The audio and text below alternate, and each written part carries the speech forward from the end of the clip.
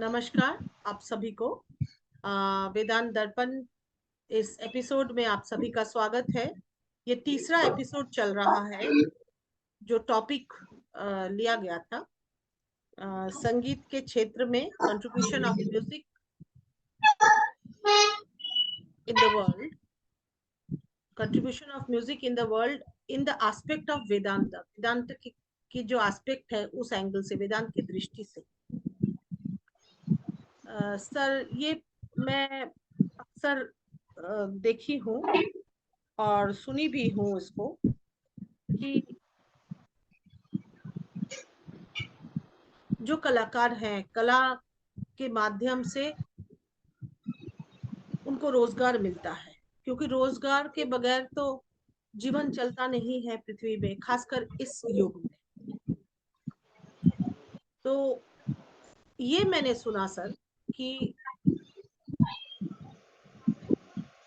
Contribution बाद में आएगा, कंट्रीब्यूशन की बात बाद में आएगी। मेरा ये प्रश्न है कि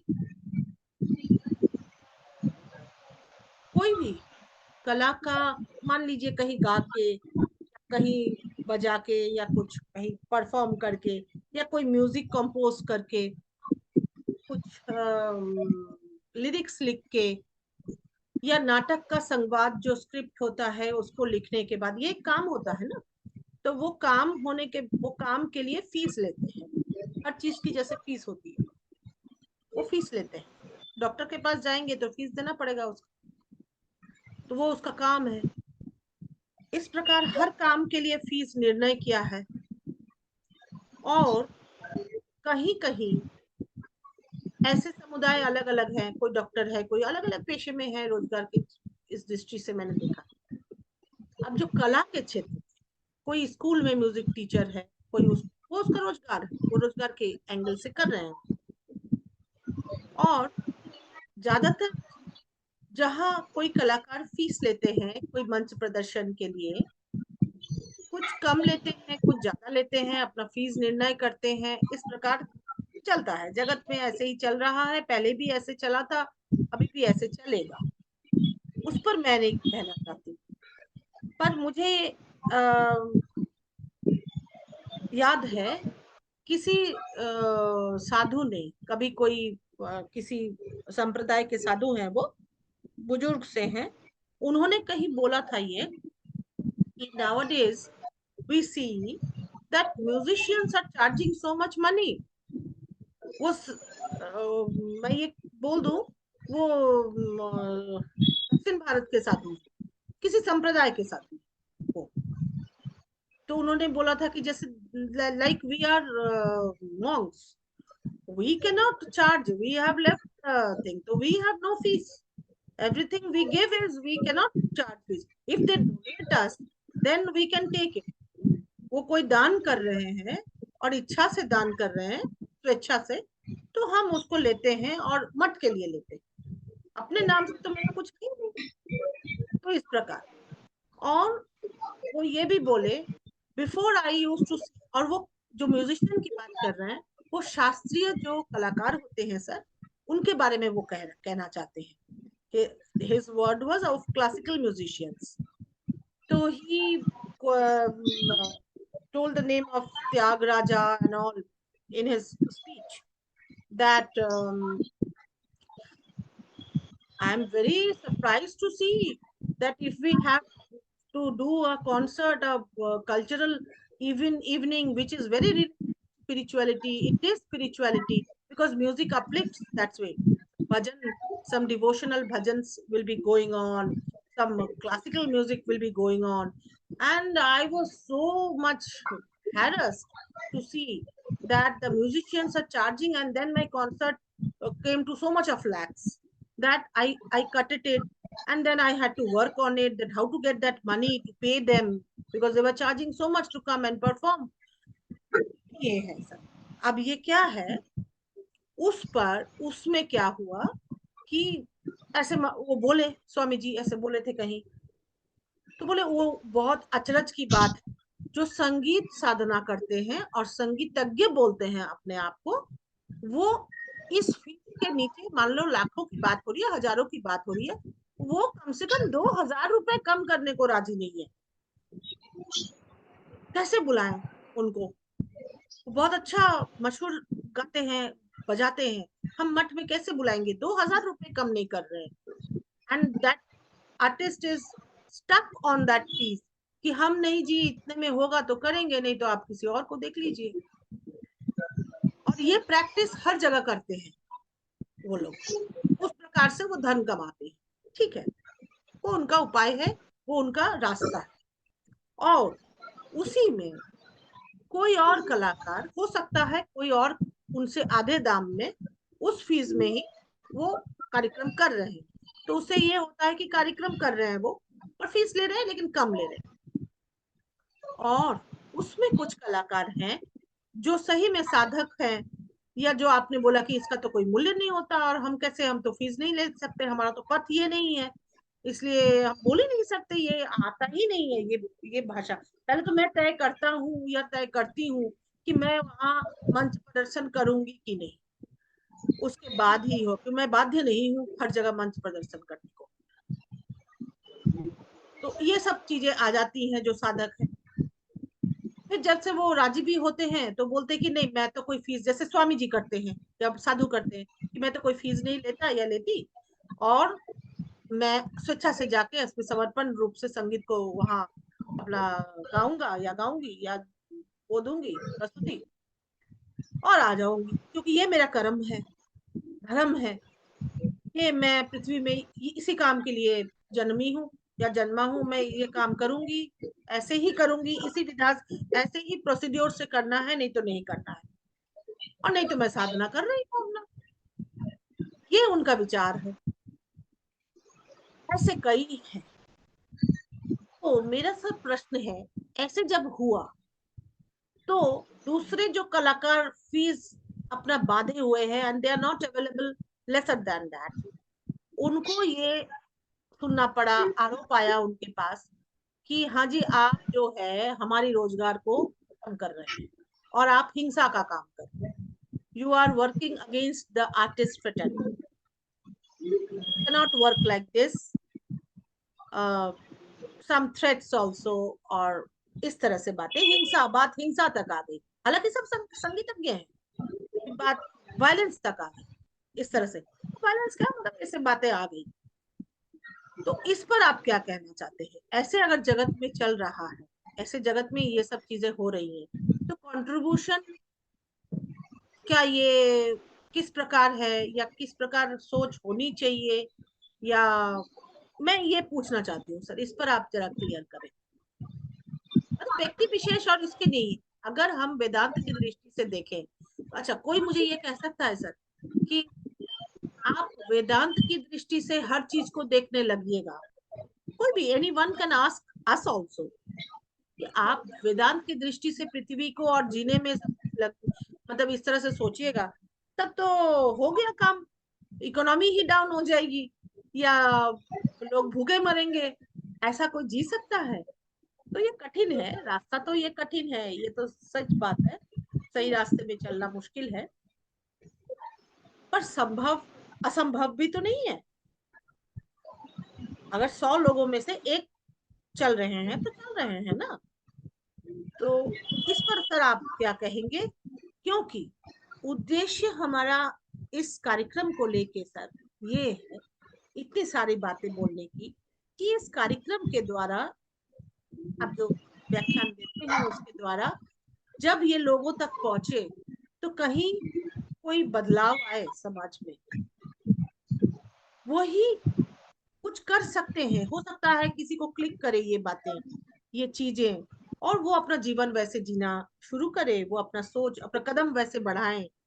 यही एक प्रयास है अपने तरफ से। बाकी उनकी इच्छा है जैसे करेंगे, और उनकी इच्छा है इसलिए हम लोग कर पा रहे हैं इस एपिसोड्स को, और जब उनकी इच्छा नहीं होगी तब नहीं ये कर पाएंगे सर।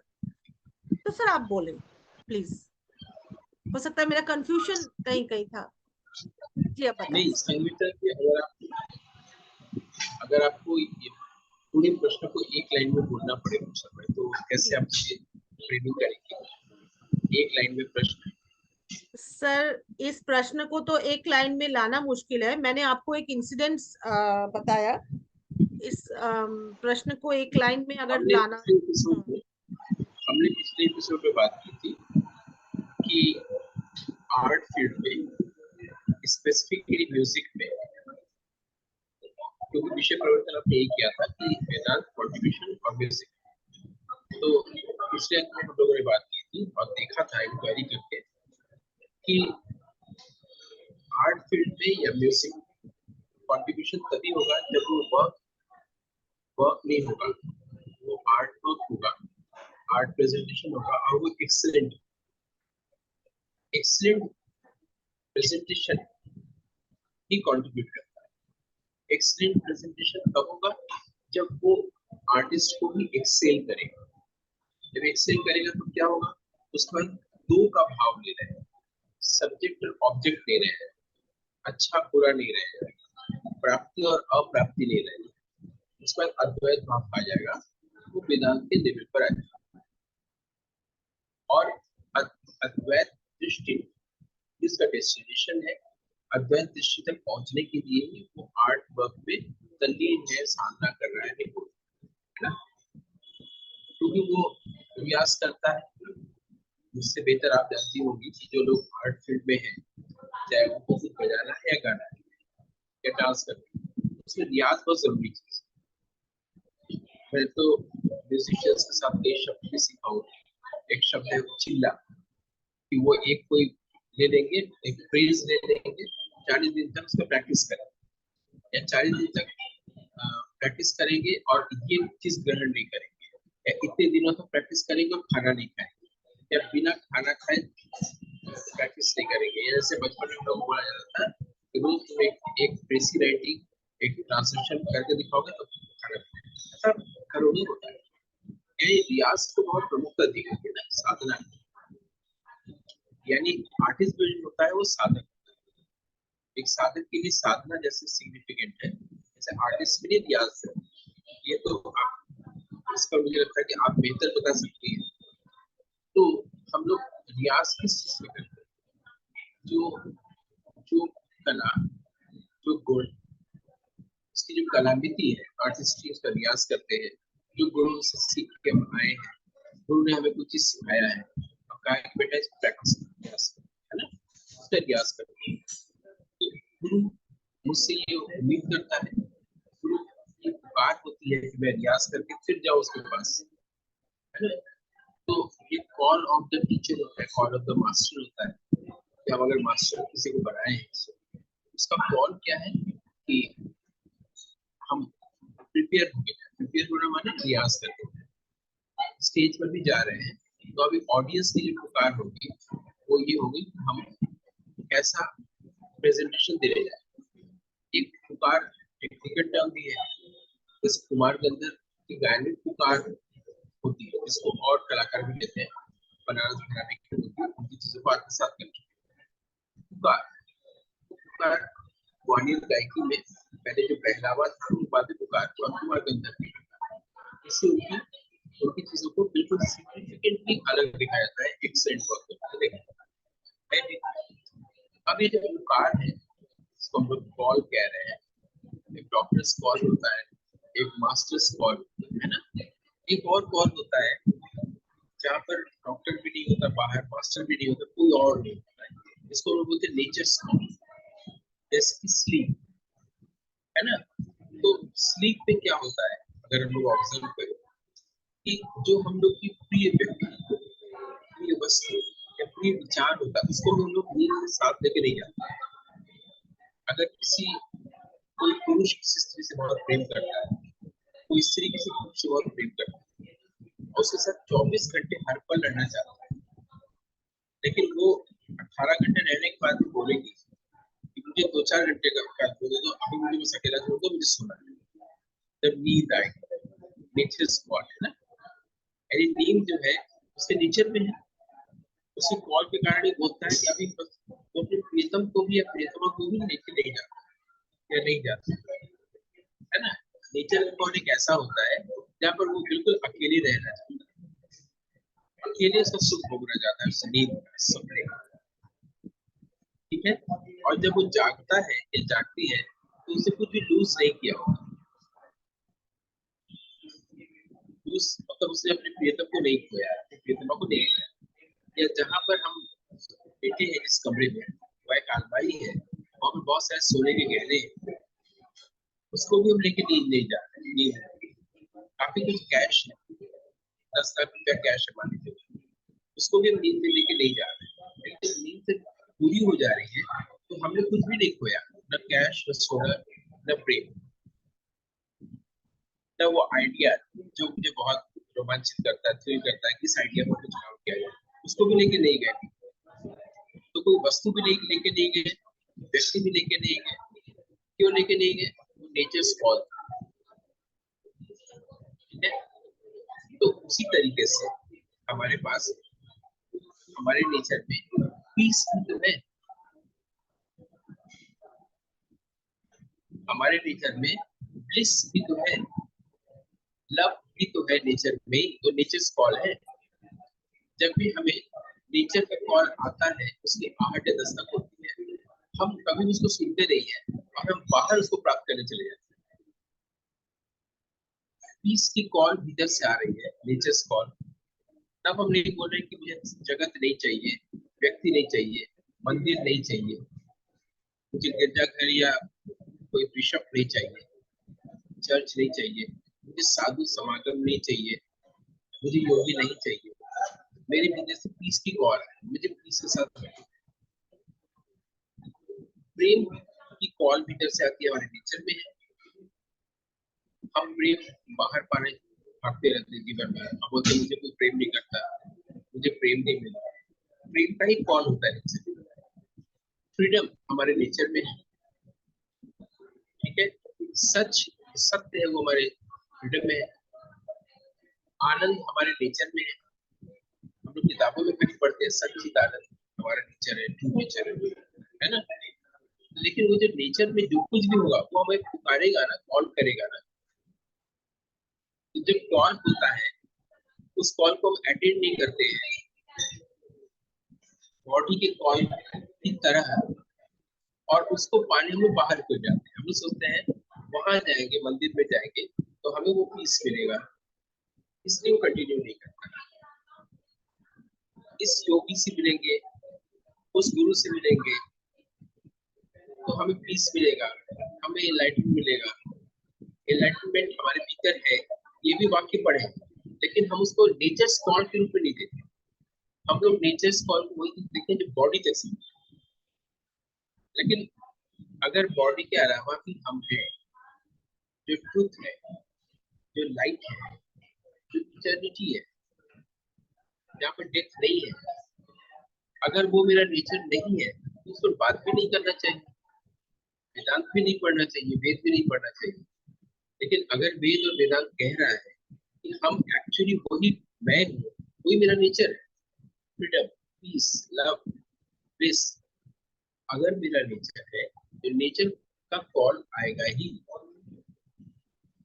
मुझे कोई प्रोग्राम मिले, इसके लिए कोई अगर कॉल मिल सकता है, मुझे किसी फील्ड में रोल मिलेगा उसके लिए कॉल मिल सकता है, तो फिर और अगर हमारे स्लीप के लिए, भूख के लिए नेचर कॉल हो सकता है, तो पीस का भी तो नेचर कॉल होता होगा। अगर वो हमारा नेचर है तो सच्चिदानंद का भी तो होगा। हम उसको क्यों नहीं सुनते हैं? क्यों इसलिए नहीं सुनते हैं? अभी तक इस तरफ किसी ने ध्यान नहीं दिया। उस आहट की ओर ध्यान देना ही ध्यान है। तब कोई ध्यान करेगा नहीं, कि मूर्खता कोई नहीं करेगा कि आओ बैठ के ध्यान कर, और उसकी जगह पर व्यायाम करने लगते हैं, फिर शरीर को स्ट्रेंथन करने के लिए जिसकी मृत्यु अनिवार्य है। आओ प्राणायाम करते हैं, इसके लिए सांस को आयाम देने के लिए, जो शरीर से जुड़ा है, जिसकी मृत्यु अनिवार्य है, अभी है अभी नहीं है। आओ मेडिटेशन करते हैं, इसके लिए माइंड की जरूरत है, जो एक इल्यूशन जो है ही नहीं। यानी हम उन सबको लेकर रियाज करते हैं, बॉडी, माइंड, सांस, जिसका जो सच है ही नहीं, जो नित्य है ही नहीं, जो नित्य है उसकी साधना करने हम लोग जा ही नहीं रहे। जो नित्य है, अगर कोई बताया है हमको नहीं इशारा किया है कि तुम शरीर नहीं हो, तुम मन नहीं हो, तुम सच्चिदानंद हो, तुम पीस हो, तुम जॉय हो, तुम लव हो। यानी ये तुम हो, यानी वो मेरा नेचर हुआ। अगर नेचर होगा, नेचर कौन होगा, उसकी आहट होगी, उसकी दस्तक होगी, उसको हम लोग क्यों नहीं सुनते? अगर उसको पूरा करें, जैसे नींद को पूरा कर रहे थे, जहाँ व्यक्ति वस्तु और विचार को लेकर नहीं जा रहे थे तो कुछ भी यूज नहीं कर रहे थे, उसी तरीके से थोड़ी देर अगर हम उसकी आर्ट सुन लेंगे तो हम क्या लूज करने जा रहे हैं? कुछ भी लूज नहीं करेंगे। हम फिर से चाय पियेंगे, हम फिर से बाइक चलाएंगे, हम फिर से संगीत जिससे फोन पर बात करेंगे, कुछ भी तो लूज नहीं हो रहा है ना। लेकिन एक बार उसकी आर्ट क्यों नहीं सुनते? जो हमारे भीतर है, जो हमारा नेचर है। हम नींद के बगैर नहीं रह सकते, पीस के बगैर कैसे रह लेते, लव के बगैर कैसे रह लेते, फ्रीडम के बगैर कैसे रह लेते? अगर हम सांस के बगैर नहीं रह सकते तो हमको पीस के बगैर भी नहीं रहना चाहिए। अगर हम रह लेते तो पीस हमारा नेचर नहीं है, सच्चिदानंद हमारा नेचर नहीं है, लाइट हमारा नेचर नहीं है। हमें गलत बोला गया है, गलत पढ़ाया गया है कि सच्चिदानंद आपका नेचर है, मुक्ति आपका नेचर है, फ्रीडम, प्रेम आपका नेचर है, अद्वैत आपका नेचर है। गलत पढ़ाया गया है कि अगर हम इसको बगैर जी रहे हैं तो फिर क्या जी रहे हैं? फिर तो हम अगर जी, और अगर ये सच है तो फिर हम जिस भी चीज को लेकर जिएंगे हमें खुशी नहीं मिलेगी। वी इनवाइट ट्रबल्स, क्योंकि हम अपने नेचर की कॉल को नहीं सुन रहे। और नेचर की कॉल को जब सुनेंगे, देखेंगे कि हमारे नेचर में कोई चीज है, या तो बहुत अच्छा तारा बना सकते हैं, या बहुत अच्छा इंस्ट्रूमेंट बजा सकते हैं, या बहुत अच्छा डांस कर सकते हैं, हमारे नेचर पे। फिर नेचर की कॉल को हम सुनेंगे और उसको तराशने की कोशिश करने के लिए साधना करेंगे।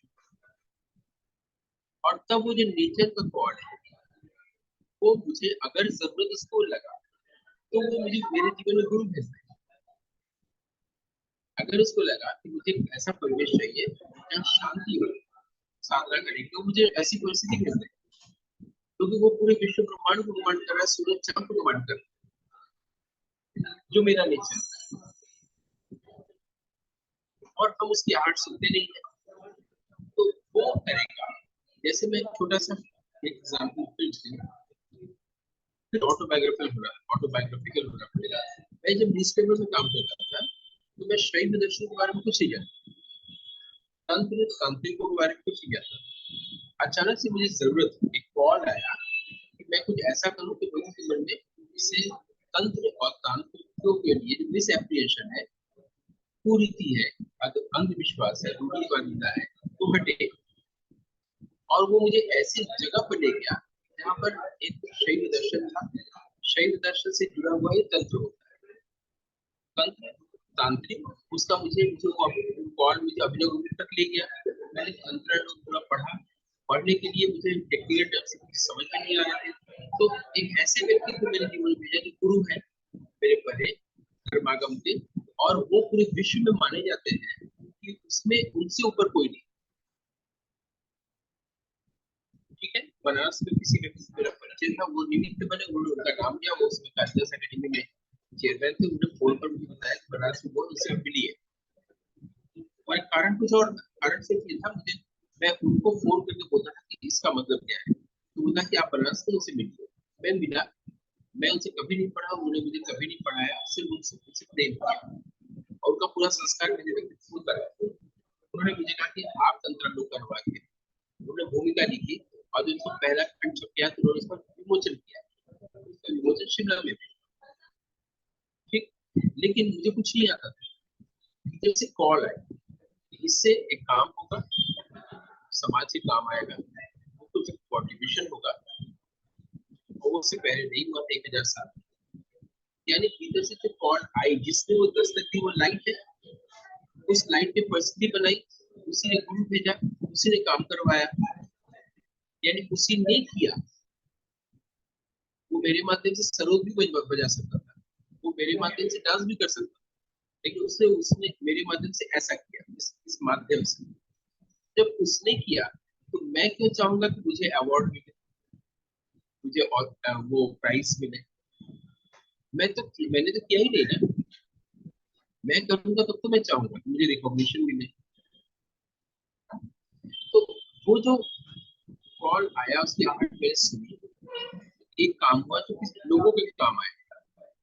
लोग कह रहे हैं कि एक्सेलेंट वर्ड, इसने मुझे चेंज किया, एक्सेल किया। तो उस नेचर्स के कॉल को हम लोग बॉडी के लेवल पर जो नेचर्स कॉल है उसको हम लोग सुनते हैं, लेकिन जो हमारा वास्तविक नेचर है, ट्रू नेचर है, स्वभाव है, अगर इसको हम मानते हैं, कोई स्वभाव के अलावा स्वभाव होता है, स्वधर्म होता है, और हमारा नेचर ट्रू नेचर वो है, तो हम उसकी कॉल को क्यों नहीं सुनते? तो आपको मैंने बोला था एक सेंटेंस फ्रेम करिए प्रश्न को, मैंने ये फ्रेम किया प्रश्न कि हम अपने नेचर कॉल को क्यों नहीं सुनते। ये मैंने प्रश्न पूछा वेदांत दर्पण की इस एपिसोड में, आप बताइए कि हमने क्यों नहीं सुनते।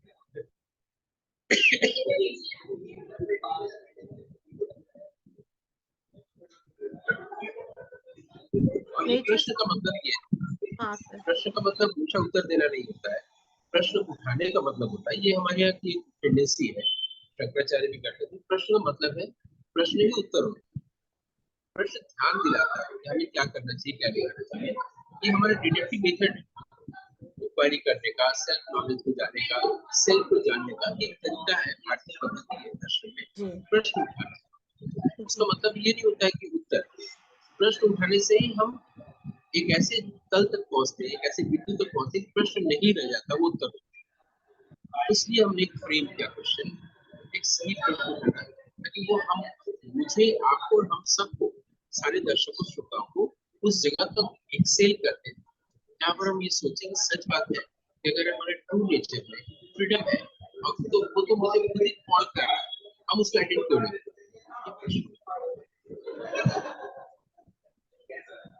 हाँ सर, वो इसलिए क्योंकि लोभ बैठा हुआ है। वो जो रिपू है लोभ, वो लोभ बैठा हुआ है। ग्रीड एक ऐसी रिपू है, वो रिपू विचार खत्म कर देती है, यानी विचार नहीं रह जाता अगर लोभ ज्यादा हो जाता है। तो यही ये उसका मेन पॉइंट है। मतलब क्यों नहीं आ रहा है विचार, क्यों नहीं आ रहा है विचार, वो धारणा क्यों नहीं आ रही है जो आपने अभी बताया कि स्वधर्म स्वकर्म, स्वधर्म जो है बाय नेचर, और इनेट नेचर, इनेट नेचर बोल सकते हैं इसको, इनेट नेचर या ओरिजिनल नेचर, और द थिंग जिसको लेके जन्म हुआ है, जो है अंदर बैठा हुआ, वो इसलिए नहीं है क्योंकि वो सुपरसीड कर रहा है। ठाकुर ने बोला था कि ब्रह्म अंदर है लेकिन ऊपर से मिट्टी ढकी हुई है, वो ब्रह्म दिख नहीं रहा है उससे। तो बस मुझे लगता है ये मिट्टी है, तो वो मिट्टी ही उसकी ग्रीड होती है, ये रिपुए हैं इसके लिए। वो मतलब पैसों को, धन को, प्रतिष्ठा, साथ साथ प्रतिष्ठा, नाम, पैसा, ये इतनी लोभी हो गए हैं, मतलब लोभ इतना इस सीमा पर चला गया है। तो उससे क्या होता है सर, कि उससे विचार होती है, और विचार वो अज्ञान भी हो जाते हैं उसमें, वो अननोइंगली भी कर बैठते हैं। ऐसे ज्यादातर हम सभी ऐसे कर बैठते हैं कि उससे विचार जब लोप हो जाता है तो वो करते जाते हैं, करते जाते हैं, करते जाते हैं उस काम को, it becomes a habit. Then वो प्रैक्टिस में आ जाता है, और एक जना प्रैक्टिस किया, दो जना प्रैक्टिस किया, चौथा किया, तो ऐसे करते करते वो प्रैक्टिस हो गया, वो समुदाय बन गया उस चीज का, and वो हो रहा है। मुझे लगता है सर यही है।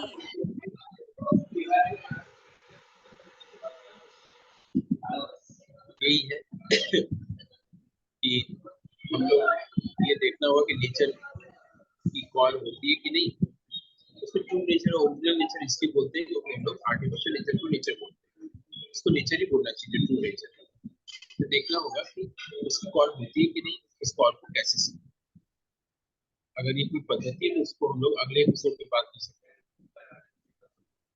जी जी सर। सर क्या मैंने प्रश्न का उत्तर दे पाई, और इस प्रश्न में और कोई उत्तर हो सकता है तो आप बता सकते हैं। नहीं, आपने बिल्कुल सही कहा, क्योंकि हम लोग अपने अपने तल से बात करते हैं ना, लेकिन संग या सत्संग का मतलब होता है जब हम एक ही तल पर पहुंचे। अलग अलग तल नहीं रह जाते, अलग अलग मेंटल स्टेट नहीं रह जाते, हम लोग उस स्टेट में पहुंच जाते हैं जो स्टेट एक्चुअल स्टेट है, जिसको परम पद कहा गया है। और उसमें 2 में से या 10 में से सेमिनार का मतलब है, सत्संग का मतलब ये है, कोई एक व्यक्ति हम सबको उस जगह तक ले जाए जिससे परम पद कहा गया जी है, या परस्मयी पद, जी परम पद की सरल शब्द है ले जाना।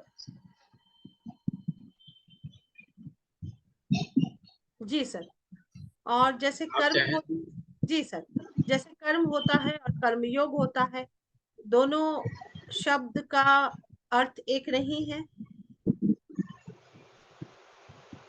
तो वैसे शब्द योग भी होता शब्द योग, हाँ है, इसको बिल्कुल। कबीर साहब कहते थे सबद सुरति योग। वो सबद शब्द के लिए, सुरति मैंने श्रुति के लिए। जी श्रुति इसको सुनने की चीज है। जी। श्रुति वेद को भी कहा गया है। वेद तो पहले नाम नहीं था ना, हम्म, एक ऋषि हुए आपस्तम, उन्होंने ब्राह्मण और मंत्र संहिताओं को नाम दिया था वेद, तब से हम लोग वेद कहते हैं। ये भी जानना चाहिए, लेकिन है वो श्रुति सुनने की चीज। जी जी जी और हमारे यहाँ सुनने की का एक ऐसा ऑर्गन दिया है प्रकृति ने, जिससे हम लोग सिर्फ साउंड, बाहर के साउंड को सुनते हैं, उससे कुछ और भी सुना जा सकता है। इसको नेचर कॉल कह रहे हैं, उसको भी सुना जा सकता है। और वो सुनने में जैसे झिंगुर की आवाज होती है वैसी होती है, ऐसा कभी साबित नहीं कि वो ऐसा झिनझिनी बाजा बाजे बोल रहे हैं। वो कोई भी सुन सकता है। उसको एक दूसरे उदाहरण से भी समझा सकते हैं। अगर किसी को करपटी पे एक थप्पड़ मारो तो सुन्न हो जाता है, उसकी जो आवाज होती है वैसी आवाज है उस परम पद की, उस प्रणव की, उस ओंकार ध्वनि की, उस उद्गीति की। और वो साउंड जो है प्रीमोर्डियल साउंड, वो हमें पुकारता है, वो आहट दस्तक देता है, हम सुनते हैं। हम कान के सुनने का इस्तेमाल बाहर के साउंड को सुनते हैं, लेकिन अगर हम उसे सुने उस नेचर स्पॉट, तो वो जो भी हम बोलेंगे, जो भी लिखेंगे, जो भी करेंगे, वो हमेशा एक्सीलेंट फंक्शन नया होगा। जी सर, जी बिल्कुल। तो दोहराई की बात नहीं। जी सर, इस पर और आगे हम लोग चर्चा करते रहेंगे, और आप लोग भी कमेंट्स में या कहीं अपने फीडबैक्स देते रहिएगा कि और किस प्रकार से और प्रश्नों का उत्तर दिया जा सके, मतलब अगर कोई प्रश्न है। तो इसी के साथ हम लोग, बहुत बहुत आभार सर, धन्यवाद। थैंक यू, हम आनंद। लोग इस सेशन को विराम देते हैं, इस एपिसोड को। मिलते हैं फिर अगले एपिसोड में। प्रणाम सर, नमस्कार। नमस्कार। आनंद, आनंद।